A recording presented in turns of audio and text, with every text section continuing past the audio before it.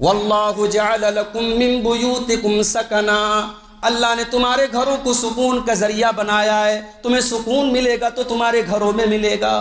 وَقَرْنَ فِي بُيُوتِكُنَّ وَلَا تَبَرَّجْنَ تَبَرُّجَ الْجَاهِلِيَّةِ الْأُولَىٰ، اے نبی کی بیویوں تم اپنے گھروں میں عزت کے ساتھ رہا کرو۔ هُوَ الَّذِي أَخْرَجَ الَّذِينَ كَفَرُوا مِنْ أَهْلِ الْكِتَابِ مِنْ دِيَارِهِمْ، اللہ نے ان اہل کتاب کو، ان یہودیوں کو، ان بدبختوں کو، ان غداروں کو ان کے گھروں سے نکالا۔ اور آگے فرمایا یخربون بیوتہم بأیدیہم وأیدی المؤمنین، اس سے بڑھ کر کے عذاب کیا ہوگا کہ یہ اپنے گھر سے جا رہے ہیں اور اپنے گھروں کے دروازوں کو اپنے ہاتھوں سے توڑ رہے ہیں، اپنی کھڑکیوں کو اپنے ہاتھوں سے توڑ رہے ہیں، اپنے گھروں کو اپنے ہاتھوں سے برباد کر رہے ہیں۔ کلکم راع وکلکم مسئول عن رعیتہ، تم میں سے ہر انسان ذمہ دار ہے اور اس کی ذمہ داری کے بارے میں کل قیامت کے دن سوال کیا جائے گا۔ فالرجل راع علی اہل بیتہ، مرد سے پوچھا جائے گا تیرے گھر والے کیا کر رہے تھے، والمرأۃ راعیۃ علی بیت زوجها، عورت سے پوچھا جائے گا گھر کے اندر کیا ہو رہا تھا۔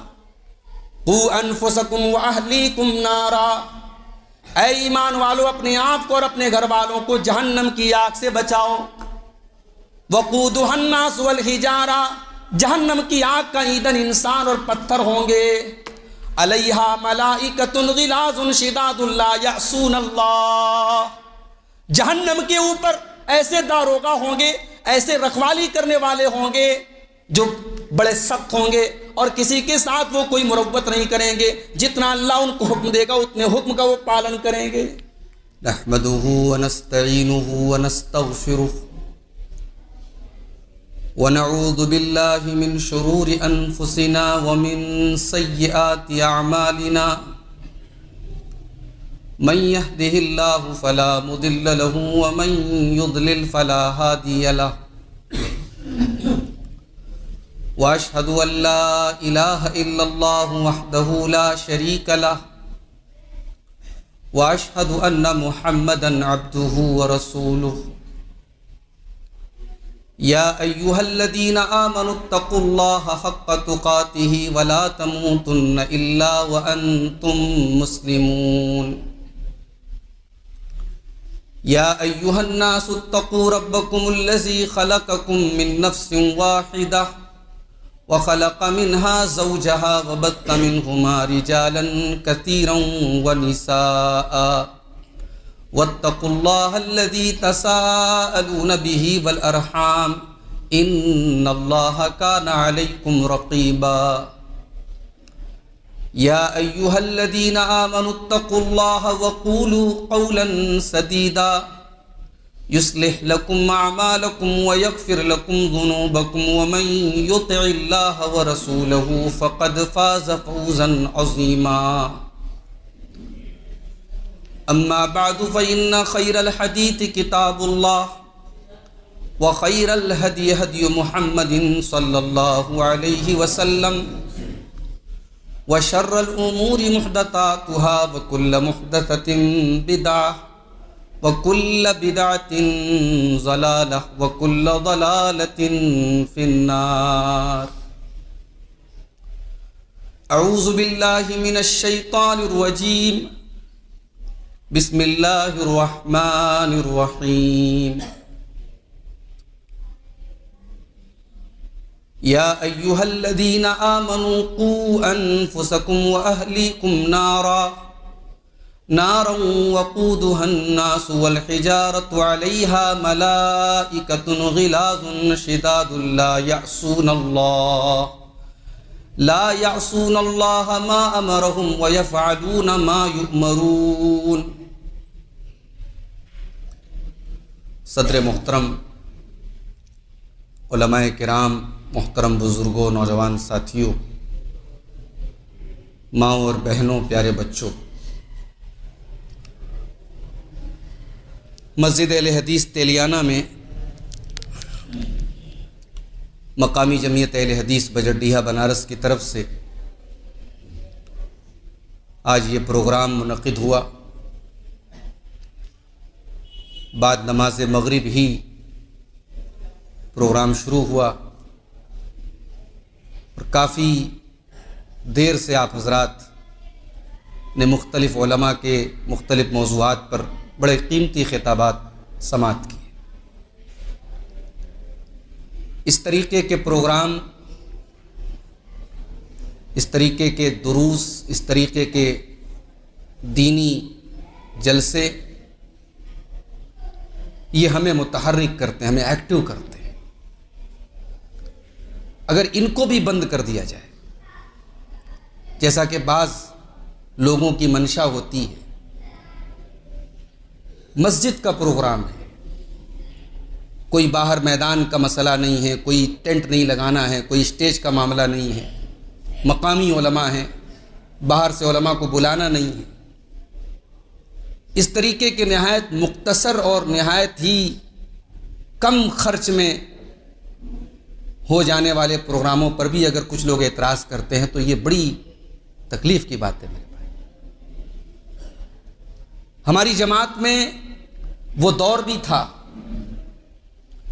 جب کہیں پروگرام ہوتا تھا لوگ بسیں بھر بھر کے جاتے تھے، سواریوں پر خرچ کر کے محنت مشقت اٹھا کر کے، اور آج بھی آپ سدھارتھ نگر وغیرہ کے دیہاتوں میں چلے جائیں، عورتیں گود میں بچوں کو لے لے کر کے 5-5 6-6 کلومیٹر دور سے آتی ہیں پروگراموں میں، اور رات بھر وہاں پروگرام چلتا ہے، اور فجر کے ٹائم اذان جب ہوتی ہے تب پروگرام ختم ہوتا ہے اور لوگ اپنے گھروں کو لوٹتے ہیں۔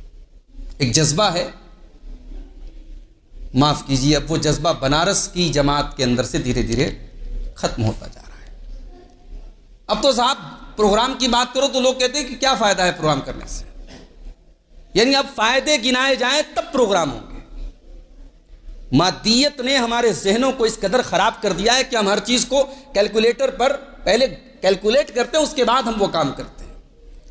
میں کہتا ہوں کوئی فائدہ نہ ہو اس پروگرام کا، کیا یہی فائدہ کم ہے کہ یہاں اللہ کی بات ہو رہی ہے، یہاں حرام کو حرام کہا جا رہا ہے، یہاں غلط کو غلط کہا جا رہا ہے؟ اتنا فائدہ کافی ہے ان پروگراموں کے ہونے کے لیے۔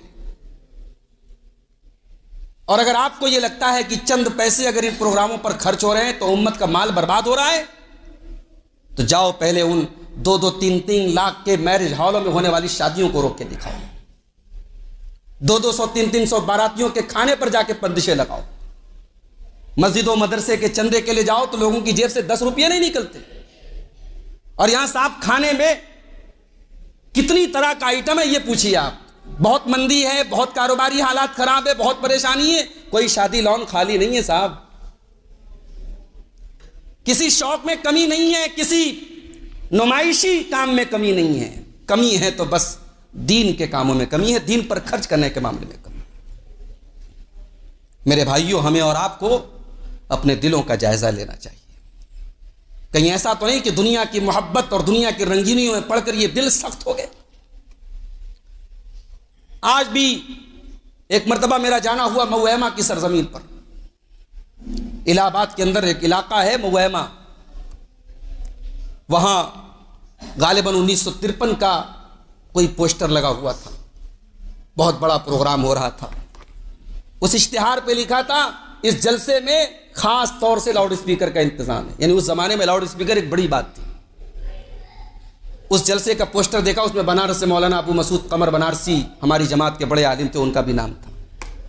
وہ جلسے ہوتے تھے، لوگ صرف یہ سوچ کر کے ان جلسوں میں جاتے تھے کہ چلو بھائی کچھ نہیں، کم سے کم جماعت کے لوگوں سے ملاقات ہو جائے گی۔ بھائی اللہ کی محبت میں، اللہ کی رضا میں ایک مسلمان کا دوسرے مسلمان سے ملنا بھی یہ نیکی کا کام ہے، یہ ثواب کا کام ہے، اس پر شریعت میں ابھارا گیا ہے۔ آج کس کو اتنی فرصت ہے کہ بغیر کسی غرض کے، بغیر کسی مطلب کے کسی سے جا کے ملے؟ ان جلسوں میں، ان مجلسوں میں، ان پروگراموں میں لوگ ایک دوسرے سے ملتے ہیں، کچھ نہیں تو کم سے کم ایمان کی چارجنگ تھوڑی مضبوط ہوتی ہے، عمل کا جذبہ کچھ پیدا ہوتا ہے۔ شاید اس مجلس میں بیٹھا کوئی ایک بے نمازی ہو جائے تو یہ کوشش کامیاب ہو جائے میرے بھائی، ورنہ کس کو پڑی ہے سردی کی، اس ٹھنڈی کے موسم میں اللہ کے گھر میں اگر سارے کاموں کو چھوڑ کے آپ اس گھر میں آ کے بیٹھے ہیں، اللہ کے یہاں ان خوش نصیبوں میں آپ کا شمار ہو رہا ہے جن کے بارے میں اللہ کے نبی فرماتے ہیں کہ اللہ کے فرشتے گھومتے رہتے ہیں اور ایسی مجلسوں کو تلاش کرتے ہیں جہاں اللہ کا ذکر ہو رہا ہو، اور جب ایسی مجلس نظر آتی ہے تو وہ فرشتے آپس میں کہتے ہیں بیٹھ جاؤ، یہی ہمارے مطلب کی جگہ ہے۔ اور جب وہ فرشتے اللہ کے پاس جاتے ہیں تو اللہ پوچھتے ہیں کیف وجدتم عبادی، میرے بندوں کو کس حال میں پایا؟ کہا اے اللہ تیرے بندے تیرا ذکر کر رہے تھے، تیری تسبیح بیان کر رہے تھے، تیری بڑائی بیان کر رہے تھے۔ اللہ پوچھتا ہے میرے بندوں نے مجھے دیکھا ہے کیا؟ فرشتے کہتے نہیں دیکھا تو نہیں ہے۔ کہا اگر دیکھ لیں گے تو کیا کریں گے؟ کہا اے اللہ اور تیری تسبیح بیان کریں گے اور تیری بڑائی بیان کریں گے۔ پھر اللہ پوچھتا ہے فرشتوں وہ میرے بندے جو بیٹھے تھے کچھ مانگ رہے تھے کیا؟ کہا کہ ہاں اللہ جنت مانگ رہے تھے۔ کہا کیا جنت کو دیکھا ہے انہوں نے؟ کہا جنت کو دیکھا تو نہیں ہے۔ کہا دیکھ لیں گے تو کیا کریں گے؟ کہا اور زیادہ اس کے طلبگار اس کے شوقین ہو جائیں گے اور زیادہ اس کے لیے کوشش کریں گے۔ پھر اللہ پوچھتا ہے اچھا کسی چیز سے پناہ مانگ رہے تھے؟ یہاں اللہ جہنم سے پناہ مانگ رہے تھے، کیا جہنم کو دیکھا ہے؟ نہیں دیکھا ہے۔ دیکھ لیں گے تو کیا کریں گے؟ اللہ اور جہنم سے بھاگیں گے۔ اللہ کہتا فرشتوں گواہ رہو، فرشتوں گواہ رہو، اپنے ان بندوں کو میں نے جنت دے دی جس جنت کا وہ مجھ سے سوال کر رہے تھے، اور جہنم سے پناہ دے دی جس جہنم سے وہ میری پناہ مانگ رہے تھے۔ فرشتے کہتے ہیں اللہ جہاں یہ دین کی بات ہو رہی تھی، تیرا ذکر ہو رہا تھا، جنت کی بات ہو رہی تھی، جہنم کی بات ہو رہی تھی، ایک آدمی گزر رہا تھا وہاں سے، اس نے دیکھا چلو بھائی اللہ رسول کی بات ہو رہی ہے بیٹھ جاتا ہوں، کسی اور کام سے آیا تھا بیٹھ گیا وہ، اے اللہ کیا یہ ثواب اس کو بھی ملے گا؟ تیری مغفرت اس کو بھی ملے گی، جنت اس کو بھی ملے گی؟ اللہ فرماتا ہم الجلساء لا یشقى بہم جلیس، میرے فرشتوں یہ وہ مجلس ہے جہاں بیٹھنے والا کوئی بد نصیب نہیں ہے، میں نے اس کی بھی بخشش کر دی جو الگ مقصد سے آیا تھا مگر آ کے اس مجلس میں شامل ہو گیا۔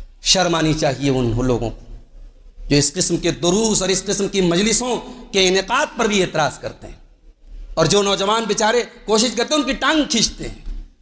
میرے بھائیوں ٹھیک ہے دینی جلسے بہت زیادہ بھی ہو تو وہ بھی مناسب نہیں ہے، اس میں بہت زیادہ خرچ ہو وہ بھی مناسب نہیں ہے، مگر میں سمجھتا ہوں میری اپنے معلومات میں تیلیانہ کی مسجد میں کافی عرصے کے بعد پروگرام ہو رہا ہے، تو اس طریقے کی اگر کوششیں ہوں تو ہمارے بزرگوں کو چاہیے کہ نوجوانوں کی حوصلہ افزائی کرے۔ اللہ جمعیت کو مزید دعوتی اور دینی کام کرنے کی توفیق عطا فرمائے، آمین۔ میرے بھائیوں میں نے آپ کے سامنے قرآن حکیم کے 28ویں پارے کی ایک بڑی مشہور آیت پڑھی۔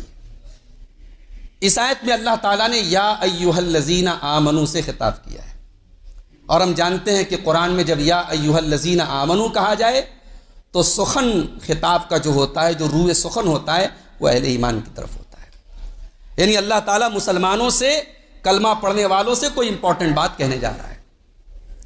یا ایھا الذین آمنوا قوا انفسکم واہلیکم نارا، اے ایمان والو اپنے آپ کو اور اپنے اہل و عیال کو، اپنی فیملی کو، اپنے گھر والوں کو جہنم کی آگ سے بچاؤ۔ یہاں اللہ نے اہل و عیال کا نام کیوں لیا؟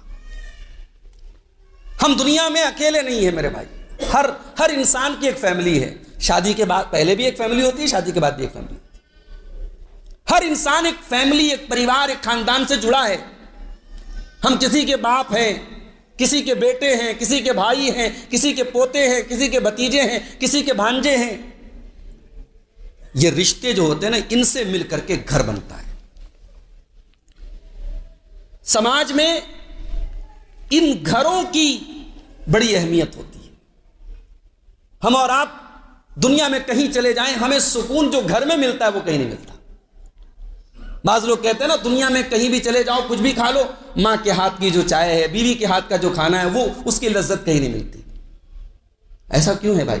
بڑے بڑے ہوٹل ہیں، بڑے بڑے بہترین کھانے بنانے والے، یہ انسان کیوں بولتا ہے یہ بات؟ کیونکہ گھر میں انسان کو سکون ملتا ہے، اور یہ بات اللہ نے قرآن میں فرمائی، واللہ جعل لکم من بیوتکم سکنا، اللہ نے تمہارے گھروں کو سکون کا ذریعہ بنایا ہے، تمہیں سکون ملے گا تو تمہارے گھروں میں ملے گا۔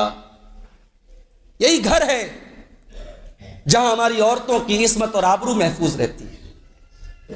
سڑک اور چوراہے پر کوئی عورت بے سہارا ہو اس کی عزت کو خطرے دو چار ہوتے ہیں۔ گھر کی چہار دیواری جو ہوتی ہے وہ ایک عورت کی عصمت اور عزت اور آبرو کو سیکیورٹی پرووائڈ کرتی ہے، اس کو تحفظ دیتی ہے۔ اسی لیے اللہ قرآن میں اپنے نبی کی بیویوں سے کہتا ہے وَقَرْنَ فِي بُيُوتِكُنَّ وَلَا تَبَرَّجْنَ تَبَرُّجَ الْجَاهِلِيَّةِ الْأُولَىٰ، اے نبی کی بیویوں تم اپنے گھروں میں عزت کے ساتھ رہا کرو۔ عورت کا اصل ٹھکانہ گھر ہے، گھر کے باہر وہ ضرورت پڑنے پر نکلے گی، اس کو پروٹیکشن کہیں ملے گا تو گھر پہ ملے گا۔ گھر ایک ایسی جگہ ہے میرے بھائی، اگر کسی کو گھر سے نکال دیا جائے تو یہ عذاب ہے، اس سے بڑھ کے مصیبت کوئی نہیں کہ انسان بے گھر ہو جائے۔ اور فلسطین کے حالیہ واقعات نے ہمیں اور آپ کو بہت اچھی طریقے سے یہ احساس کرا دیا ہے۔ جن لوگوں کے سامنے ان کے آشیانے جل کے راکھ ہو گئے، جن کے چھوٹے چھوٹے بچے کٹ گئے، مر گئے، ان کے دل سے پوچھو کہ ان پر کیسی بیتی ہوگی میرے بھائی۔ شاید ہم اور آپ اپنے گھروں میں بیٹھ کر کے آرام سے اپنی من پسند غذائیں کھا رہے ہو، شاید ہمیں احساس نہ ہو، مگر غزہ کے وہ مظلوم مسلمان جن کے گھر ان کے سامنے برباد ہوئے ہیں، ان سے پوچھو کہ گھر کیا نعمت ہوتی ہے میرے بھائی۔ اسی لیے اللہ تعالیٰ نے جب یہودیوں کے ایک قبیلے کو ان کے گھروں سے نکالا گیا، مسلمانوں نے نکالا ان کے گھروں سے ان کی غداری کی سزا کے طور پہ، تو اللہ نے اس کو اپنا عذاب قرار دیا۔ اللہ نے فرمایا قرآن کے 28ویں پارے میں، هو الذی اخرج الذین کفروا من اہل الکتاب من دیارہم، اللہ نے ان اہل کتاب کو، ان یہودیوں کو، ان بدبختوں کو، ان غداروں کو ان کے گھروں سے نکالا۔ اور آگے فرمایا یخربون بیوتہم بایدیہم وایدی المؤمنین، اس سے بڑھ کر کے عذاب کیا ہوگا کہ یہ اپنے گھر سے جا رہے ہیں اور اپنے گھروں کے دروازوں کو اپنے ہاتھوں سے توڑ رہے ہیں، اپنی کھڑکیوں کو اپنے ہاتھوں سے توڑ رہے ہیں، اپنے گھروں کو اپنے ہاتھوں سے برباد کر رہے ہیں۔ تو گھر بہت بڑی نعمت ہے میرے بھائی، اور آج کی میری تقریر کا عنوان یہی ہے کہ گھر کو گھر کیسے بنایا جائے، گھر کو ٹوٹنے سے کیسے بچایا جائے۔ آج ہمارے گھروں میں ماشاءاللہ سجاوٹ کی کمی نہیں ہے، ماربل بچھے ہیں، بہترین عمارت کھڑی ہے، مضبوط عمارت کھڑی ہے، ڈیزائن کی بات کریں، فرنیشنگ کی بات کریں، ماشاءاللہ ہمارے گھروں میں پہلے کے مقابلے میں بڑی نعمتیں ہیں، لیکن گھروں میں سکون نہیں ہے۔ ساس بہو میں درار ہے، باپ بیٹے میں تکرار ہے، بھائی بھائی میں جھگڑے ہیں، مقدمے بازیاں ہیں، کوئی گھر ایسا نہیں جہاں کوئی نہ کوئی معاملہ نہ ہو۔ یہ گھروں کا سکون کہاں چلا گیا، یہ گھروں کی برکت کہاں چلی گئی، یہ گھروں سے دین کہاں چلا گیا، اس پر آج ہم بات کریں گے۔ اور گھر پر توجہ دینا ضروری بھی ہے، کیونکہ اگر ہم سماج کی اصلاح کرنا چاہتے ہیں، سماج کو سدھارنا چاہتے ہیں، تو پہلے گھر کو سدھارنا پڑے گا۔ سماج بنتا ہے گھر سے، گھر ہم اور آپ گھروں میں رہتے ہیں اور انہی گھروں سے سماج بنتا ہے۔ جب تک گھروں کی اصلاح نہیں ہوگی سماج کی اصلاح نہیں ہو سکتی۔ اور گھر کی اصلاح اس لیے بھی ضروری ہے کیونکہ ہر انسان اپنے گھر کا ذمہ دار ہے۔ اللہ کے پیارے نبی فرماتے ہیں کلکم راع وکلکم مسئول عن رعیتہ، تم میں سے ہر انسان ذمہ دار ہے اور اس کی ذمہ داری کے بارے میں کل قیامت کے دن سوال کیا جائے گا۔ فالرجل راع علی اہل بیتہ، مرد سے پوچھا جائے گا تیرے گھر والے کیا کر رہے تھے، والمرأۃ راعیۃ علی بیت زوجہا، عورت سے پوچھا جائے گا گھر کے اندر کیا ہو رہا تھا۔ عورتیں بھی ذمہ دار ہیں، مرد بھی ذمہ دار ہیں، گھروں کے ذمہ داروں سے گھروں کے بارے میں سوال ہوگا۔ اور فطروں کے اس دور میں ایک انسان کو اگر فطروں سے پناہ کہیں ملتی ہے تو اپنے گھر میں ملتی ہے۔ انسان اگر زمانے کی برائیوں سے بچنا چاہتا ہے اپنے گھر والوں کو ٹائم دے، اپنا زیادہ تر وقت گھر میں گزارے، اپنے کاروبار سے اپنی نوکری سے جب فری ہو گھر والوں کو ٹائم دے۔ اللہ کے پیارے نبی فرماتے ہیں طوبیٰ لمن ملک لسانہ ووسعہ بیتہ وبکى علی خطیئتہ، اس انسان کے لیے جنت ہے، اس کو جنت ملے گی جس کے اندر 3 چیزیں ہوں۔ نمبر 1 اپنی زبان کو کنٹرول کر لے، نمبر 2 اس کا گھر اس کے لیے کافی ہو جائے۔ ہمارے ہاں راتوں میں بیٹھنے کی عادت ہے، غلط عادت ہے یہ۔ بعض لوگوں اس کو بڑے فخر سے کہتے ہیں صاحب میں تو 1 بجے رات میں گھر جاتا ہوں، میری بیوی میرا استقبال کرتی ہے۔ یہ کوئی فخر کی بات نہیں، افسوس کی بات ہے۔ اگر آپ کی وجہ سے آپ کے بیوی بچوں کو راتوں میں جاگنا پڑے اور آپ دوستوں کے ساتھ بیٹھ کر کے گپیں لڑاتے ہوں اور رات میں 2 بجے گھر پہنچتے ہوں تو یہ کوئی فخر کی بات نہیں۔ اپنی ضروریات سے فارغ ہونے کے بعد انسان اپنے گھر میں پہنچے۔ اور تیسری چیز وبکى علی خطیئتہ، انسان کو جنت چاہیے تو اپنے گناہوں پر شرمندہ ہو، اپنے گناہوں پر روئے۔ تو میرے بھائیوں گھروں کی اصلاح بہت ضروری چیز ہے، اور اسی لیے اللہ تعالیٰ جب ہمیں جہنم سے ڈراتا ہے تو یہ نہیں کہتا صرف اپنے آپ کو جہنم سے بچاؤ، قوا انفسکم واہلیکم نارا، اے ایمان والو اپنے آپ کو اور اپنے گھر والوں کو جہنم کی آگ سے بچاؤ۔ وقودها الناس والحجارہ، جہنم کی آگ کا ایندھن انسان اور پتھر ہوں گے. علیہا ملائکۃ غلاظ شداد لا یعصون اللہ، جہنم کے اوپر ایسے داروغہ ہوں گے، ایسے رکھوالی کرنے والے ہوں گے جو بڑے سخت ہوں گے اور کسی کے ساتھ وہ کوئی مروت نہیں کریں گے، جتنا اللہ ان کو حکم دے گا اتنے حکم کا وہ پالن کریں گے. جہنم کے اندر فرشتے ہوں گے، اس کی رکھوالی کرنے والے، اس کی نگرانی کرنے والے فرشتے ہوں گے. فرشتے کسی کے ساتھ کوئی رعایت، کوئی کتنا بڑا آدمی ہو جہنم میں آیا ہے تو سب کو جو جس سزا کے وہ لائق ہو وہ سزا دی جائے. اللہ ہمیں اور ہمیں اپنے پریوار کو جہنم سے بچانے کا حکم دے رہا ہے. ہمارے نبی صلی اللہ علیہ وسلم کو اپنے پریوار کی فکر ہوتی تھی. ہمارے نبی اپنے پریوار کے بارے میں سوچا کرتے تھے کہ میری بیوی، میرے بچیاں یہ کہیں غلط راستے پہ نہ چلی جائیں، میرے گھر میں کوئی ایسا کام نہ ہو جو دین کے خلاف ہو. ہمارے نبی نے جو لائف سٹائل گزاری ہے، آپ ذرا سیرت کی کتابوں کا مطالعہ کریں. اللہ کے نبی کے کمرے کیسے تھے؟ وہ کوئی بہترین مکانات نہیں تھے، چھوٹے چھوٹے کمرے تھے، مٹی کے کچے کمرے تھے. ان کمروں میں ہماری ماؤں نے زندگیاں گزاری، اس امت کی سب سے معزز خواتین نے زندگی گزاری.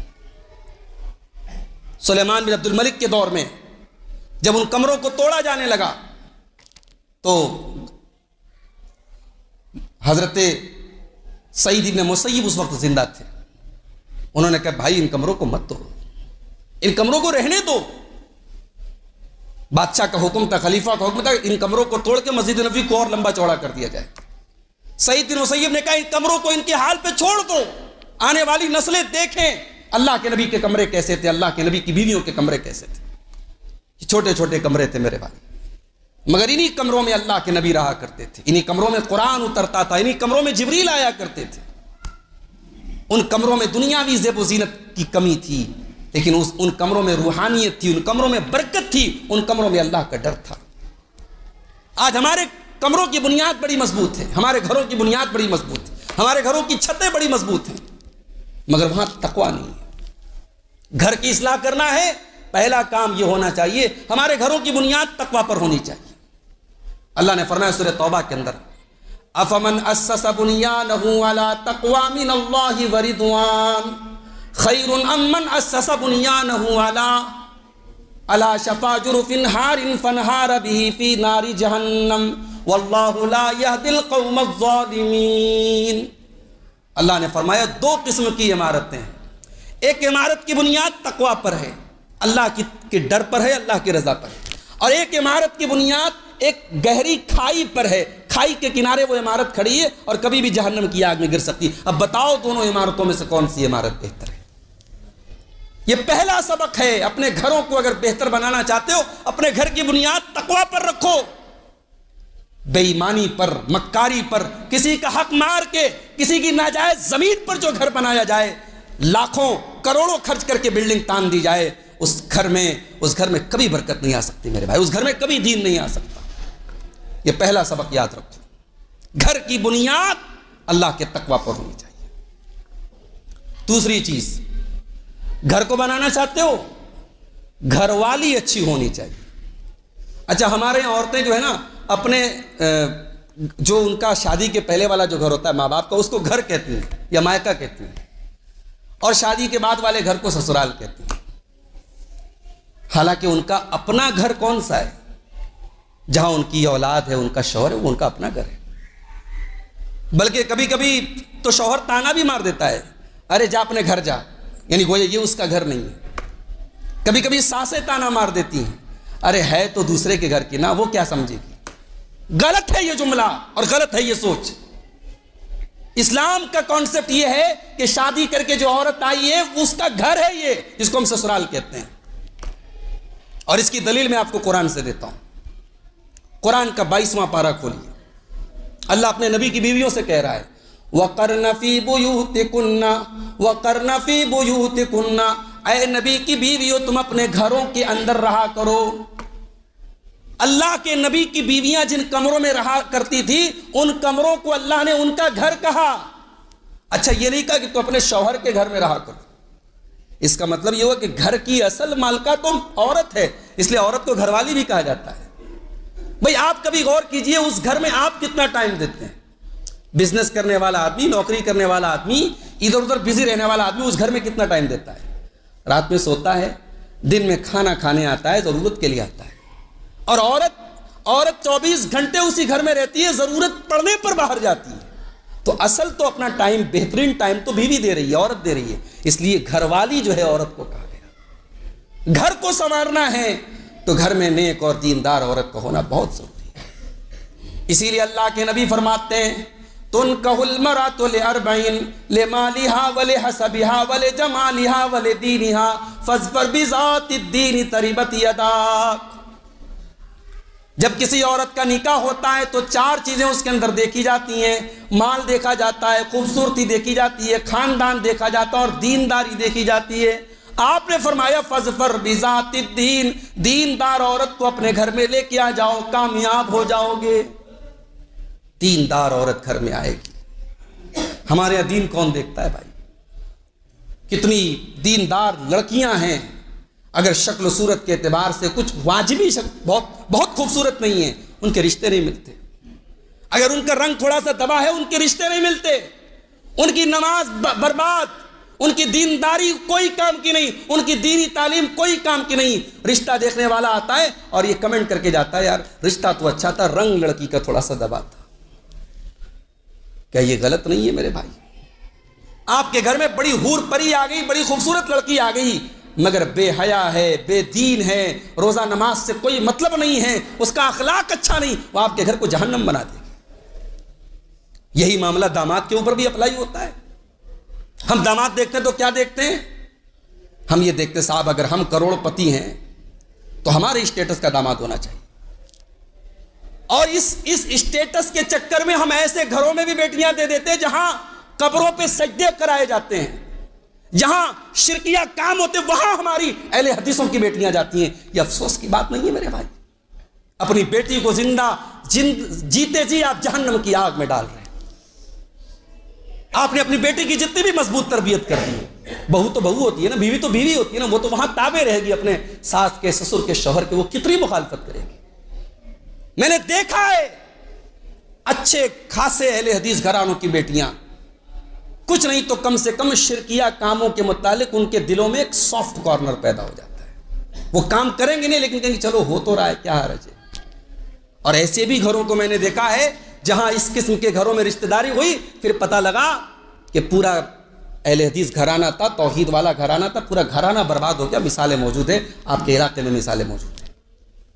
میرے بھائیوں, دینداری کو ترجیح دو, چاہے لڑکی کا رشتہ کرنا ہو چاہے لڑکے کا رشتہ کرنا ہو. اور آپ نہیں دے رہے, نتیجہ یہ ہو رہا ہے 1 مہینے میں شادیاں ٹوٹ رہی ہیں, 1 سال شادیاں نہیں نپ پا رہی, شادیوں سے زیادہ طلاقیں ہونے لگی ہمارے اور آپ کے سماج. کبھی اس پر غور کیجئے کیوں ہو رہا ہے؟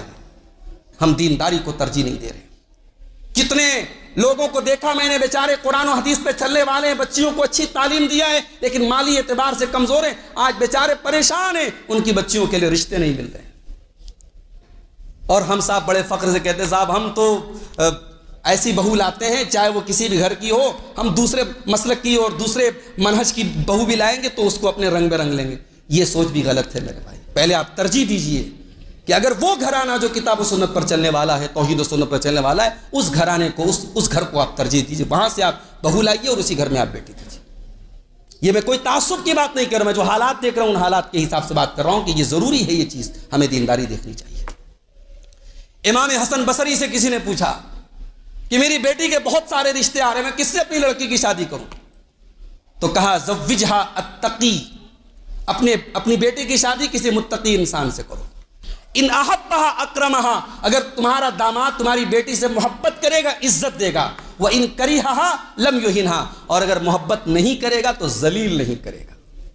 دیندار اور متقی داماد تلاش کرو گے, اگر محبت کسی وجہ سے نہیں بھی کرے گا تو ذلیل نہیں کرے گا. محبت کرے گا تو عزت دے گا, محبت نہیں کرے گا تو ذلیل نہیں کرے گا. تو چاہے بہو لانا ہو چاہے داماد تلاش کرنا ہو, دینداری کو ترجیح دیجیے.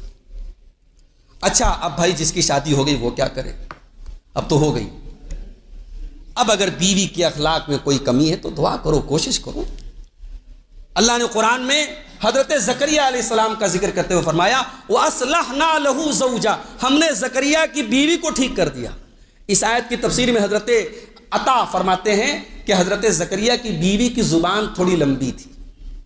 لمبی کا مطلب وہ لمبائی میں لمبی نہیں تھی، لمبی کا مطلب کہ زبان دراز تھی۔ تو اللہ تعالیٰ نے زکریا علیہ السلام کی بیوی کو ٹھیک کر دیا۔ تو دعا کرو اللہ سے، بیوی کے اندر اگر اس کے اخلاق میں کوئی کمی ہے تو دعا کرو، داماد اگر گڑبڑ نکل گیا دعا کرو، اگر نبھانے لائق ہے تو نبھاؤ اور دعا کرو، دعا کے ذریعے بھی بہت سارے مسائل حل ہوتے ہیں۔ تو یہ دوسری چیز ہے میرے بھائی۔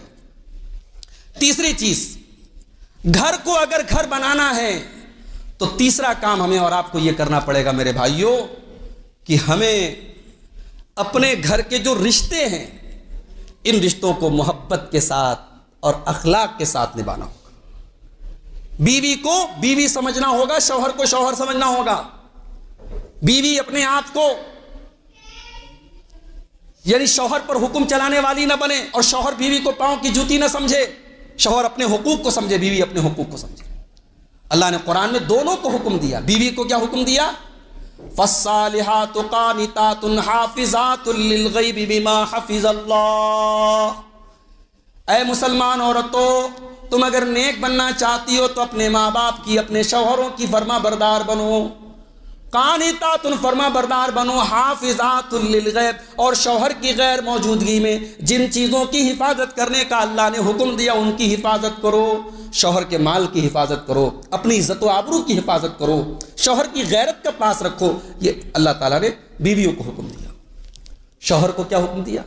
وَعَاشِرُوهُنَّ بِالْمَعْرُوفِ، اپنی بیویوں کو بہترین طریقے سے رکھو۔ ہمارے یہاں یہ سوال بھی اکثر آتا ہے، مولوی صاحب اسلام میں جوائنٹ فیملی سسٹم ہے کہ سپریٹ فیملی سسٹم ہے؟ ہمارے یہاں جو جوائنٹ فیملی سسٹم ہے یہ اسلام کا سسٹم نہیں ہے۔ کیوں؟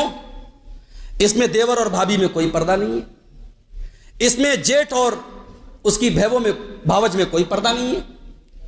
اس میں نے ایسے گھروں کو بھی دیکھا جب 50 سال تک صاحب جوائنٹ فیملی رہی، بڑی محبت رہی، اور 50 سال بعد جب الگ ہوئے اتنی نفرت ہے، ایک دوسرے کی شکل نہیں دیکھ رہے۔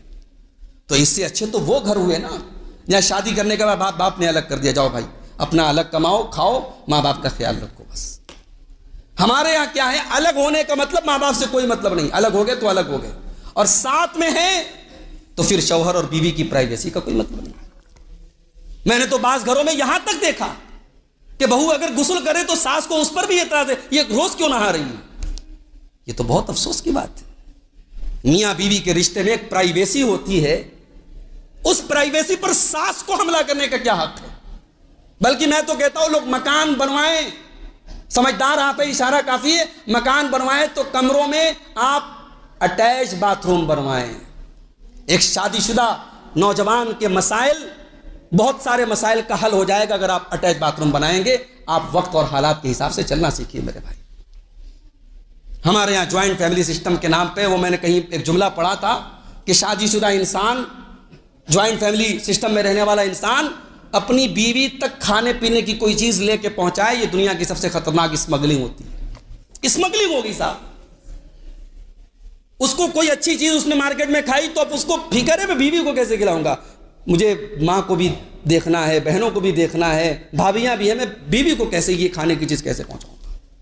تو یہ جوائنٹ فیملی سسٹم کا یہ کوئی مطلب نہیں، غلط مطلب ہے یہ۔ صحابہ کرام کے دور میں ہمیں کہیں ساس بہو کے جھگڑے نہیں ملتے، وہاں اس طریقے کا کوئی جوائنٹ فیملی سسٹم نہیں تھا۔ وہاں انسان بالغ ہوا، شادی ہوئی، اس کے بعد وہ اس کا گھر کا مطلب اس کی بیوی بچوں کا گھر، وہ ماں باپ کے حقوق کا خیال رکھ رہا ہے، ماں باپ کی ضرورتوں کو پوری کر رہا ہے۔ وہاں بھائی کی بیوی کا اور بھائی سے کوئی ٹچ نہیں تھا، وہاں دیور بھابھی کا کوئی کانسیپٹ نہیں تھا ان کے درمیان کسی قسم کی بے پردگی کا۔ تو گھروں کے اندر حسن معاشرت ہونی چاہیے۔ آج ساسوں کا کیا معاملہ ہے، اللہ معاف کرے، جو کام اپنی بیٹی کر رہی ہے، اپنی بیٹی کے لیے جو کام ناپسند ہے وہی اپنی بہو کے لیے پسند ہے۔ اگر اپنا داماد بیٹی کو گھمانے لے کے جا رہا ہے تو صاحب بڑے فخر سے کہہ رہی ہے میرا داماد ماشاءاللہ بڑا اچھا ہے، بیٹی کو بڑا گھماتا ہے۔ اب بیٹا بیچارہ سال میں ایک بار لے کے چلا گیا تو بہت برا ہو گیا، بڑا فضول خرچے بیٹے کو لے کے جا رہا ہے نا، یہ سماج کی کڑوی حقیقت ہے۔ یہ دوہرے اسٹینڈرڈ کیوں ہے میری ماں اور بہنوں؟ ایک ساس جب ساس بنتی ہے تو آج جو اپنی ساس کی شکایت کر رہی، کل جب وہ ساس بنتی ہے تو پھر اس کی بہو کو اس سے شکایت ہو جاتی ہے. یہ گھروں میں معاملہ چل رہا ہے. اچھا بہویں جو آ رہی ہیں، اب بہویں ظاہر ہے بہو ایک الگ گھر سے آ رہی ہے. ہر گھر کا، ہر فیملی کا اپنا ایک سسٹم ہوتا ہے، ہر جگہ کے اپنے حالات ہوتے ہیں. ضروری نہیں کہ بہو کے مائکے میں جو حالات رہے ہوں وہی سسرال میں حالات رہے ہوں. اب یہاں صاحب ناشتہ لیٹ میں ملا تو ماں کو فون کر کے کرے، ارے اماں کیا بتائیں، ناشتہ 10 بجے مل رہا ہے. اب ماں بیچاری پریشان ہے کہ میری بیٹی صبح 7 بجے ناشتہ کرنے والی، اس کو 10 بجے ناشتہ مل رہا ہے. تو بھائی زندگی قانون کے ڈنڈے سے نہیں چلتی ہے، زندگی گھڑی کی سوئی کی نوک پہ نہیں چلتی ہے. زندگی کچھ سمجھنے کچھ سمجھانے پہ چلتی ہے، زندگی مفاہمت سے چلتی ہے، زندگی بہت کچھ کمپرومائز کر کے چلتی ہے. ایک بہو کو سمجھنا پڑے گا کہ اب میں اس گھر میں آئی ہوں، بہت ساری چیزوں کو مجھے اس گھر کے حالات کے مطابق ڈھلنا پڑے گا. چھوٹی چھوٹی باتوں پر شکایتیں کریں گے، رشتے خراب ہوں گے، اور ہو رہے ہیں. آج کتنے رشتے ہیں جو برباد ہو رہے ہیں بہوؤں کی اس عادت کی وجہ سے. صاحب ہر چھوٹی چھوٹی بات جو ہے وہ جا کے بیان کر رہی ہے. اور کہیں کہیں معاف کیجیے گا ساسوں کا بھی جو رویہ ہے وہ بڑا ظالمانہ ہے، بڑا ظالمانہ ہے، بڑا سوتیلا قسم کا ویوہار ہے. کہیں جہیز کی ڈیمانڈ ہو رہی ہے بہو سے، کہیں اگر بہو غریب گھر کی آئی ہے اور سسرال تھوڑا اونچا ہے تو بہو کو تانے دے دے کر کے اسے مینٹلی ٹارچر کیا جاتا ہے. ارے تو نالی کا کیڑا ہے، تو کہاں سے آئی ہے، غریب گھر کی آئی ہے، پھٹے حال گھر کی آئی ہے، فرنیچر گھر کی آئی ہے، تیرے گھر والوں نے یہی سکھایا ہے. یہ جملے کہہ کر کے آپ کی بیٹی کو روٹی بنانا نہیں آتا تو آپ یہ ایکسپیکٹ کرتی ہیں کہ وہ سسرال میں جا کے سیکھ لے گی. اور آپ کی بہو سے اگر روٹی نہیں بن رہی ہے تو آپ کا ایک ماں، ایک ساس ہونے کے ناطے آپ کا فرض ہے کہ اس بہو کو روٹی بنانا سکھاتے ہیں. جو اپنی بیٹیوں کے لیے جن مصیبتوں اور جن مشکلوں کو ہم تصور کرتے ہیں وہ اپنی بہوؤں کے لیے بھی ہمیں تصور کرنا چاہیے میرے بھائی. اور ہم نہیں تصور کریں گے تو آج جو حالات ہیں گھروں میں بگاڑ ہو رہا ہے، ہر گھر میں ٹوٹ مچی ہوئی ہے، اور ساس بہو میں اور باپ اور بیٹے میں اور ماں اور بیٹے میں جو جھگڑے ہو رہے ہیں وہ اسی وجہ سے ہو رہے ہیں. اور آگے بڑھیے، گھروں کی اصلاح کرنا ہے میرے بھائی تو ایک کام اور کرنا پڑے گا. گھروں میں اللہ کا ذکر کا ابھی آپ نے شیخ عبداللہ عبدالرؤف سلفی صاحب کی تقریر سنی، ذکر الہی کے بہت سارے فضائل اور فوائد انہوں نے گنائے. اللہ کے ذکر کے جو کلمات ہیں ہمارے گھروں میں کہاں پکارے جاتے ہیں میرے بھائی؟ ہمارے گھروں سے اللہ کا نام کتنی بار لیا جاتا ہے؟ کتنے گھر تو مسلمانوں کے ایسے ہیں جہاں کوئی بوڑھا انسان اگر نماز پڑھ رہا ہے تو ٹھیک ہے، ورنہ کوئی نماز پڑھنے والا بھی نہیں. 24 گھنٹے میں ایک بار اس گھر میں اللہ کا نام نہیں لیا جاتا ہے. اور اس موبائل کی وجہ سے کتنے ایسے سیریل ہیں جہاں مشرکانہ تہواروں کی گھنٹیاں اور ان کی آوازیں مسلمانوں کے گھروں میں دن رات گونج رہی ہیں. مسلمان صبح صبح اٹھ کر کے ان کے گھر کی عورتیں موبائل پر سیریل دیکھ رہی ہیں. مشرکانہ تہوار اور شرکیہ تہواروں اور ان کے جو مراسم ہیں اور ان کی جو شعائر ہیں ان کی آوازیں مسلمان کے گھر میں گونج رہی ہیں. نماز کی کوئی آواز نہیں ہے، اللہ کے ذکر کی کوئی آواز نہیں. ایسا گھر مردہ ہے میرے بھائی جس گھر میں اللہ کا ذکر نہ. اللہ کے نبی فرماتے ہیں مثل البیت الذی یذکر اللہ فیہ والبیت الذی لا یذکر اللہ فیہ مثل الحی والمیت، کہ اللہ کا گھر جس گھر میں اللہ کا نام جس گھر میں لیا جائے وہ گھر زندہ ہے، اور اللہ کا نام جس گھر میں نہ لیا جائے وہ گھر مردہ ہے. گھروں میں نماز کا ماحول پیدا کرو، گھروں میں نماز کا ماحول پیدا کرو. اللہ کے نبی فرماتے ہیں خیر صلاۃ المرء صلاۃہ فی بیتہ، فرض نماز کے علاوہ انسان کی بہترین نماز اس کے گھر میں ہے. فجر کی نماز آپ پڑھنے جا رہے ہیں، گھر میں 2 رکعت سنت گھر میں پڑھ کے جائیے. عشاء کی نماز پڑھنے آ رہے ہیں، 2 رکعت سنت گھر سے پڑھ کے جائیے. ظہر میں جا رہے 2 رکعت گھر سے پڑھ کے جائیے. گھر میں سنتیں پڑھنے کا، نوافل پڑھنے کی عادت ڈالیے. ماؤں کو چاہیے کہ جب مصلی بچھائیں تو بچیوں کے لیے بھی مصلی بچھائیں، ان کے کو بھی نماز کی عادت ڈالیں. اور ظاہر ہے جب گھر کا گارجین نمازی ہوگا تبھی وہ اپنے بچوں کو نمازی بنا سکتا ہے. اسی لیے اللہ تعالیٰ قرآن میں جب ہمیں اپنے گھر والوں کو نماز پڑھنے کا حکم دیتا ہے تو اللہ کیا فرماتا ہے؟ وَأْمُرْ أَهْلَكَ بِالصَّلَاةِ وَاسْتَبِرْ عَلَيْهَا، اپنے گھر والوں کو نماز کا حکم دو اور خود بھی نماز کی پابندی کرو. گارجین نمازی نہیں ہوگا تو بچوں کو نمازی کیسے بنائے گا؟ گھروں میں نماز کا ماحول ہونا چاہیے. گھر میں ایسا ماحول ہو کہ نماز اگر کسی کی چھوٹے تو اسے ڈر ہو مجھے اپنے باپ کو جواب دینا پڑے گا. گھر میں بچیوں کو ڈر ہو میں نماز چھوڑ دوں گی میری ماں مجھے ڈانٹے گی. ہم نے اب ان بزرگوں کو ہم دھیرے دھیرے کھوتے چلے جا رہے ہیں جن بزرگوں کو گھر کے افراد کی نماز کی فکر ہوا کرتی تھی، جو رات میں اس بات پہ نظر رکھتے تھے 11 بج گئے، گھر کے سارے لوگ آ گئے کہ نہیں، سب لوگ سو گئے کہ نہیں، صبح فجر میں اٹھنا ہے. یہ مزاج تھا ہمارے گھروں کا. اب ہم ترقی کے دور میں آ گئے، اب مزاج بدل گیا، اب کون کب گھر میں آ رہا ہے، کون کب گھر سے جا رہا ہے، اب گھر کے گارجینز کو کوئی فکر نہیں ہے۔ میرے بھائیوں، اس بات پر آپ نظر رکھیں، گھر میں نماز کا ماحول پیدا کریں۔ اسی طریقے سے ایک اور چیز ہے، گھر میں جب داخل ہو بسم اللہ پڑھ کے داخل ہو۔ اس سے کیا فائدہ ہوگا؟ اللہ کے نبی فرماتے ہیں جب انسان گھر میں داخل ہوتا ہے اور بسم اللہ پڑھتا ہے تو شیطان کہتا ہے لا مبیت لکم عندنا، اب اس گھر میں رہنے کو نہیں ملے گا، ٹھکانہ نہیں ملے گا، بسم اللہ پڑھ کے یہ داخل ہوا ہے۔ اور انسان جب کھانا کھانے کے ٹائم بسم اللہ پڑھتا ہے تو شیطان کہتا ہے لا عشاء لکم عندنا، اب یہاں کھانا نہیں ملے گا۔ آپ نے بسم اللہ پڑھا، شیطان کی انٹری بند۔ آپ نے کھانے کے ٹائم بسم اللہ پڑھا، آپ کے کھانے سے شیطان کا حصہ بند۔ ایک بسم اللہ کی یہ برکت ہے میرے بھائی۔ اللہ کے نبی فرماتے ہیں رات جب ہو جائے بسم اللہ پڑھ کر کے چراغ کی بتی گل کرو، بسم اللہ پڑھ کے دروازے بند کرو، بسم اللہ پڑھ کے برتنوں کو ڈھانپ دو، بسم اللہ پڑھ کے جس چیز کو ڈھانپ دیا جائے اور بند کر دیا جائے اسے دنیا کی کوئی طاقت نہیں کھول سکتی۔ بہت بڑی بات ہے، تو اس پر ہم عمل کریں۔ اسی طریقے سے جب گھر سے نکلیں بسم اللہ توکلت علی اللہ لا حول ولا قوت الا باللہ، یہ چھوٹا سا ذکر ہے، یہ چند کلمات ہیں، ان کو یاد کر لیں، اس کو پڑھا کریں، ان کو عادت بنا لیں جب گھر سے نکلیں۔ اللہ کے نبی صلی اللہ علیہ وسلم فرماتے ہیں کہ جب انسان یہ کلمہ پڑھتا ہے تو اللہ کا فرشتہ آواز دیتا ہے قد ہدیت و وقیت، اے اللہ کے بندے تو نے ایسی دعا پڑھ لی، اب اللہ کی ہدایت تجھے ملے گی، اب اللہ کی طرف سے پروٹیکشن تجھے ملے گا۔ اور شیطان کنارے ہو جاتا اور کہتا ہے جس کو اللہ کا پروٹیکشن مل گیا، جس کو اللہ کا تحفظ مل گیا، اس کا کون بال باقا کر سکتا ہے۔ تو یہ گھروں میں داخل ہونے کے اذکار ہیں، ان کو آپ اپنی زندگی کا معمول بنا لیں۔ اسی طریقے سے گھروں کی اصلاح کرنا ہے تو اپنے گھر والوں کی، اپنے بچوں کی دینی تعلیم کی فکر کریں۔ آج ماشاءاللہ ہم دنیاوی تعلیم کی فکر کرتے ہیں اور ہونی چاہیے۔ ہماری مائیں بڑے پراپر طریقے سے صبح 7 بجے کا اسکول ہے، 6 بجے اٹھ جاتی ہیں، بچے کا ٹفن تیار کرنا ہے، بچے کو ڈریس پہنانی ہے، بڑی فکر ہوتی ہے۔ میں رات ہی میں سوچتی ہیں بچے کو ٹفن کیا دینا ہے، بہت اچھی بات ہے، لیکن بچوں کو دین سکھانے کی فکر بھی ہمارے اندر ہونی چاہیے۔ آج ہماری نوجوان نسل کا جو حال ہے، ابھی کسی نے مجھے میسج کیا 25 دسمبر کو کینٹونمنٹ میں کرسمس کے موقع پر بہت بڑا میلہ لگتا ہے، اور آپ یقین کیجئے اس میلے میں بڑی تعداد میں برقع نشین خواتین نظر آتی ہیں۔ میں تو نہیں گیا ہوں، کسی نے مجھے واٹس ایپ پر میسج کیا کہ مولانا اس پر بھی آپ تھوڑی سی روشنی ڈالیے گا۔ یعنی کرسمس کا تہوار ہمارے اسلامی عقیدے کے اعتبار سے کتنی خطرناک چیز ہے۔ یہ تہوار منانے والے اللہ کا بیٹا مانتے ہیں حضرت عیسیٰ علیہ السلام کو، اور ان کی پیدائش کی خوشی مناتے ہیں۔ ہمارے اسلامی عقیدے کے اعتبار سے کفر ہے، یہ اللہ کو گالی ہے، یہ اللہ کا بیٹا کسی کو قرار دینا۔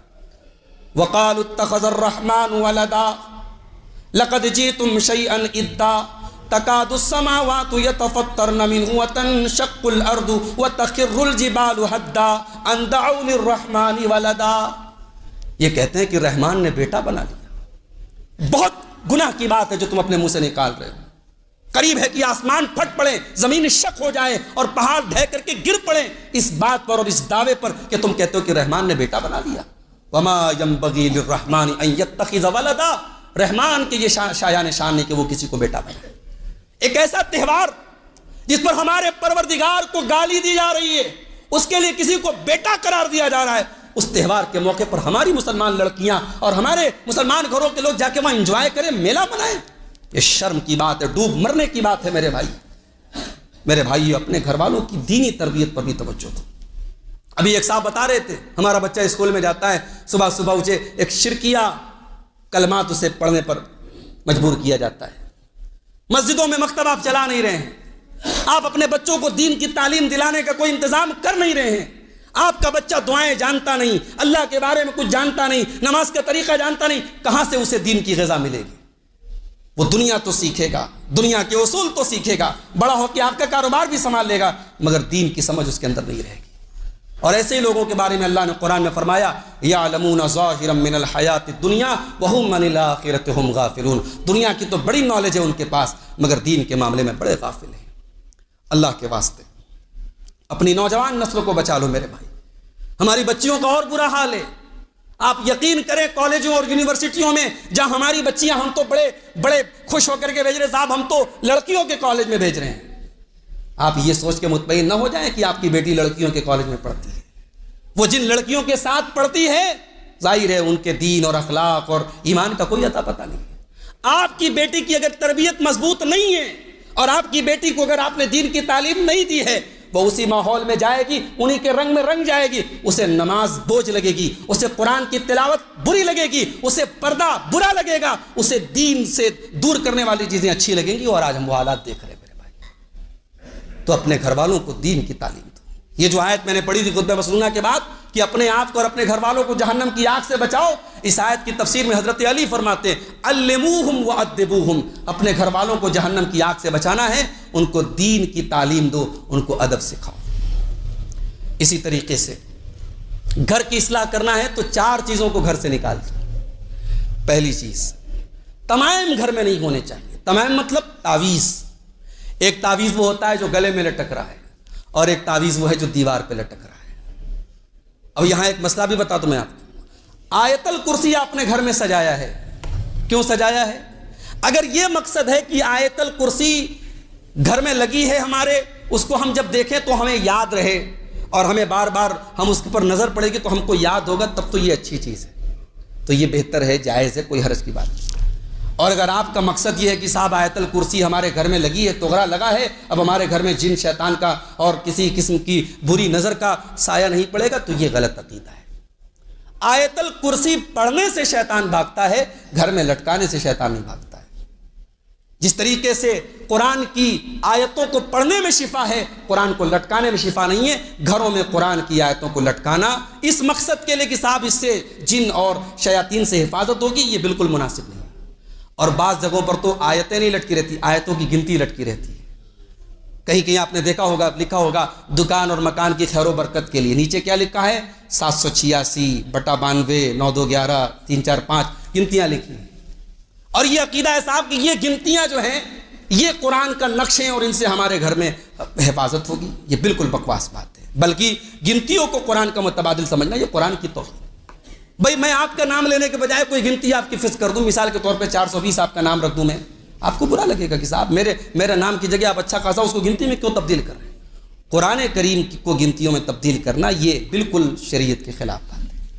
اسی طریقے سے گھروں سے ایک اور چیز کو نکالنا ہے، تصویروں کو نکالنا ہے۔ اس کے بارے میں علماء کا اختلاف ہے کہ کیمرے کی جو تصویریں ہیں یہ وہ تصویر ہے کہ نہیں جس پر اللہ کے رسول نے لعنت کی ہے اور حدیثوں میں جس پر لعنت کی گئی، چلو اس اختلاف کو ہم ایک طرف رکھتے ہیں۔ لیکن علماء کی ایک بڑی تعداد یہ بھی کہتی ہے کہ کیمرے کی تصاویر کو بھی بلا ضرورت گھر میں نہیں رکھنا چاہیے۔ شادیوں کے البم لگا کے آپ نے رکھے ہیں، کئی گھروں میں دیکھا باقاعدہ شادی کے موقع کا فوٹو، دلہا دلہن کا فوٹو کمرے میں زینت بنا کے الماری میں رکھا گیا ہے، غلط ہے یہ۔ بچوں کا فوٹو آپ نے بچپن کا فوٹو سجا کے کمرے میں رکھا ہے، غلط ہے یہ۔ جس تصویر کے بارے میں اللہ کے نبی اتنے سخت ہیں کہ آپ اپنے گھر میں داخل ہوتے ہیں اور ایک تصویر والا پردہ آپ کے گھر میں نظر آتا ہے اور آپ کا چہرہ غصے سے لال ہو جاتا ہے، اور حضرت عائشہ سے آپ کہتے ہیں کہ کیا تمہیں نہیں معلوم کہ ان الملائکۃ لا تدخل بیتا فیہ صورہ، جس گھر میں کتے اور تصویر ہو اس گھر میں فرشتے، اللہ کی رحمت کے فرشتے داخل نہیں ہوتے جب تک وہ تصویر والا کپڑا ہٹا نہیں دیا گیا، آپ اس گھر میں داخل نہیں ہوئے۔ تو تصویر کے معاملے کو اتنے ہلکے میں نہیں لینا چاہیے۔ کیمرے کی تصاویر کے بارے میں اگرچہ اختلاف ہے، مگر اس کو باقاعدہ فوٹو کی شکل میں نکالنا اور کمرے میں سجانا یہ تو کسی کے نزدیک بھی صحیح نہیں، مناسب نہیں۔ اسی طریقے سے میوزک انسٹرومنٹس گھر میں نہیں ہونے چاہیے، گانے بجانے کے آلات۔ اب تو موبائل سے بڑھ کے گانے بجانے کے آلات کیا ہیں؟ چھوٹے چھوٹے بچے جو ہے وہ فیس بک کی ریلز دیکھ رہے ہیں، یوٹیوب کے شارٹس دیکھ رہے ہیں، اور میں تو کبھی کبھی دیکھتا ہوں کہ ان بچوں کو بھی ان شارٹس کے ذریعے کیا کیا سکھایا جا رہا ہے۔ 4 سال کا بچہ، 5 سال کا بچہ وہ ان شارٹس کے ذریعے، ان چھوٹے چھوٹے ویڈیوز کے ذریعے کیا کیا سیکھ رہا ہے، کبھی آپ نظر رکھیے۔ ایسے ایپس بھی آتے ہیں موبائل پر، کہ بچوں کو نامناسب ویڈیو نہ دیکھنے کو ملے، آپ ان ایپس کو بھی ڈاؤن لوڈ کیجئے، بچوں کے کو فلٹر کیجئے، ان کو ویڈیوز ایسے دکھیں جو ان کے عمر کے اور ان کے جو ہے دماغ اور ان کے ذہن کو خراب کرنے والے نہ ہوں۔ تو گانا بجانا قیامت کی نشانی اللہ کے نبی نے بتائی، قیامت کی نشانی ہوگی ان تظہر القینات، مسلمانوں کے گھروں میں ناچنے گانے والیاں آئیں گی اور ناچیں گی گائیں گی۔ تو میوزک انسٹرومنٹس مسلمان کے گھر میں نہیں ہونے چاہیے۔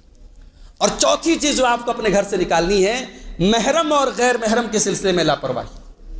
صاحب محلے کا کوئی لڑکا اگر ہمارے گھر میں آئے تو ہم اپنی بیٹی اور اپنی بہن کو اس کے سامنے آنے نہیں دیتے، پردہ کراتے ہیں، بہت اچھی بات ہے۔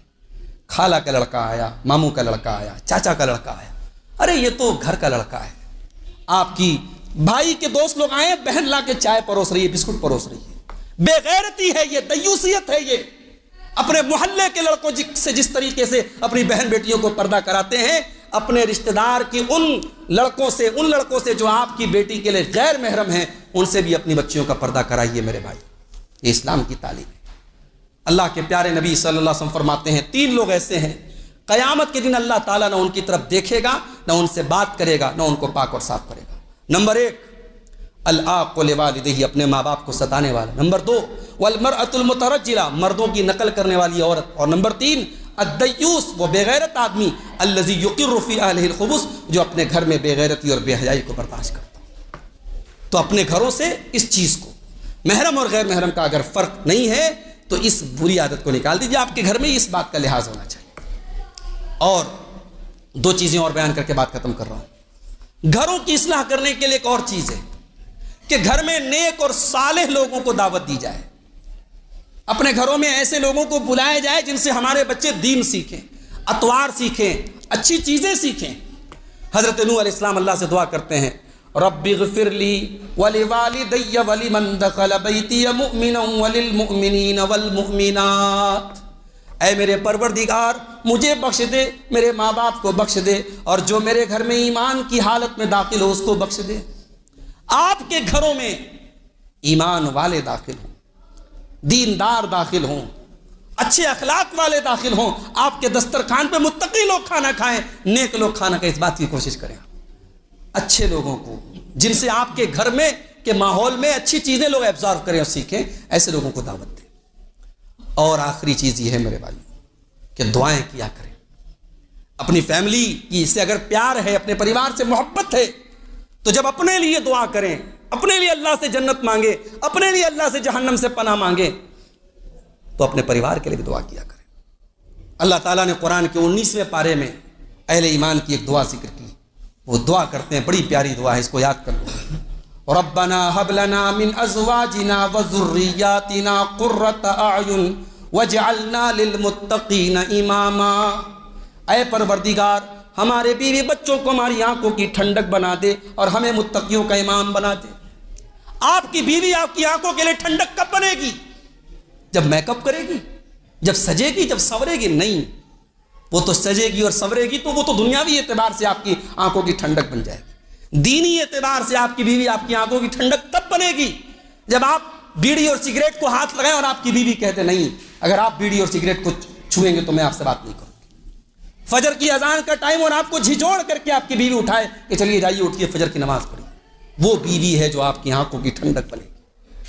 اللہ کے نبی رحمت کی دعا کرتے ہیں اس جوڑے کے اوپر، رحم اللہ رجلا قام من اللیل، اللہ کی رحمت نازل ہو اس مرد کے اوپر جو رات میں اٹھ کر کے تہجد پڑھتا ہے اور اپنی بیوی کو اٹھاتا ہے، اور بیوی اگر انکار کر دے نضح فی وجہ الماء، تو اپنی بیوی کے چہرے پر پانی ڈال دیتا ہے۔ اور اللہ کی رحمت نازل اس عورت کے اوپر جو رات میں اٹھتی ہے تہجد پڑھنے کے لیے اور اپنے شوہر کو اٹھاتی ہے، اور شوہر اگر انکار کر دے نضحت فی وجہ الماء، تو اپنے شوہر کے چہرے پر پانی ڈالتی ہے۔ تو بیوی کو آنکھوں کی ٹھنڈک بناتی اور اولاد کو آنکھوں کی ٹھنڈک بناتی ہے۔ فجر کی نماز آپ پڑھنے آئیں اور صف اول میں آپ کو اپنا بیٹا نظر آ جائے، صدقہ خیرات کرنے کے لیے آپ جائیں اور آپ دیکھیں کہ جس فقیر کو آپ، جس مسجد کے لیے آپ چندہ دینے جا رہے تھے، آپ کے بیٹے نے آپ سے پہلے رسید کٹوا لی، جس غریب کو آپ پیسہ دینے جا رہے تھے آپ کے بیٹے نے آپ سے پہلے پیسہ دے دیا، تو آپ کا دل باغ باغ ہو جائے، آپ کا سینہ خوشی سے پھول جائے کہ میری تربیت بڑی اچھی ہوئی ہے، میرا بیٹا بڑا دیندار ہے۔ تو اے اللہ میری بیوی بچوں کو میری آنکھوں کی ٹھنڈک بنا دو، وَجْعَلْنَا لِلْمُتَّقِينَ إِمَامًا، اور اے اللہ ہمیں متقیوں کا امام بنا دے، ہمیں ایسا تقویٰ دے دے ہم لوگوں کے لیے آئیڈیل بن جائیں، ہمارے تقوی کی لوگ مثال دے کہ ہاں یہ متقی فیملی ہوتی ہے، یہ متقی لوگ ہوتے ہیں، ہمیں متقیوں کا امام بنا دے۔ اسی طریقے سے ابراہیم علیہ السلام دعا کرتے ہیں رب اجعلنی مقیم الصلاۃ ومن ذریتی ربنا وتقبل دعاء، اے اللہ مجھے نماز کا پابند بنا اور میری اولاد کو نماز کا پابند بنا۔ اپنی اولاد کی فکر ابراہیم علیہ السلام جیسے پیغمبر کو تھی، ہم اور آپ تو کسی قطار اور کسی لائن میں نہیں ہیں میرے بھائی۔ اگر ایک پیغمبر اور ایک نبی کو اپنی اولاد کی فکر ہے تو ہمیں تو اور زیادہ ہونی چاہیے۔ ابراہیم علیہ السلام اللہ سے یہ بھی دعا کرتے ہیں وَجُنُبْنِي وَبَنِيَّ أَن نَّعْبُدَ الْأَصْنَامَ، اے اللہ میری اولاد کو بت پرستی سے بچانا، شرک سے بچانا، اپنی اولاد کے عقیدے کی فکر بھی کرو میرے بھائی، اپنی اولاد کی توحید کی فکر بھی کرو۔ ہم نے دیکھا ہے بہت ساری بستیوں میں جہاں توحید و سنت کی آواز نہیں رہی، جہاں توحید و سنت پر مشتمل چیزیں نہیں رہیں، مسجدیں نہیں رہیں، وہاں نسلیں برباد ہو گئیں، وہاں اولادیں برباد ہو گئیں۔ وہاں جن گھروں کی مثال توحید سے دی جاتی تھی ان گھروں میں شرک پنپ گیا، جن گھروں کی مثال سنت سے دی جاتی تھی ان گھروں میں بدعت اور خرافات کا دور دورہ ہو گیا۔ اپنی اولاد کی فکر کرو۔ اگر آج آپ صحیح راستے پر ہیں تو آپ کو اس بات کی چنتا بھی ہونی چاہیے کہ ہماری اولاد بھی صحیح راستے پر رہے۔ تو میرے بھائیوں، گھروں کی اصلاح کے تعلق سے یہ چند باتیں میں نے آپ کے سامنے رکھی ہیں، اور آخر میں یہی دعا کروں گا کہ اللہ تعالی ہم سب کو اپنی اور اپنے گھر والوں کی فکر کرنے کی، اور جہنم کی آگ سے خود کی بھی اور ان کی بھی، ان سے بچانے کی اللہ تعالی ہم سب کو توفیق عطا فرمائے۔ رب العالمین ہمیں اپنے گھر والوں کی، اپنے اہل و عیال کی دینی تربیت کرنے کی توفیق عطا فرمائے۔ رب العالمین ہمارے کاروبار میں، ہمارے رزق میں برکت عطا فرمائے، ہم سب کو رزق حلال کی توفیق عطا فرمائے۔ ہم میں سے جو بیمار ہیں اللہ ان کو شفائے کامل عاجل عطا فرمائے، جو روزی روٹی سے پریشان ہیں اللہ ان کے کاروبار میں برکت نصیب فرمائے۔ اللہ اس مجلس میں ہم سب کے جمع ہونے کو، سننے سنانے کو قبول فرمائے، کہنے سننے سے زیادہ عمل کرنے کی توفیق عطا فرمائے۔ ربنا تقبل منا انك انت السميع العليم وتب علينا انك انت التواب الرحيم، وصلى الله تعالى على نبينا محمد وعلى اله وصحبه اجمعين، والسلام عليكم ورحمة الله وبركاته۔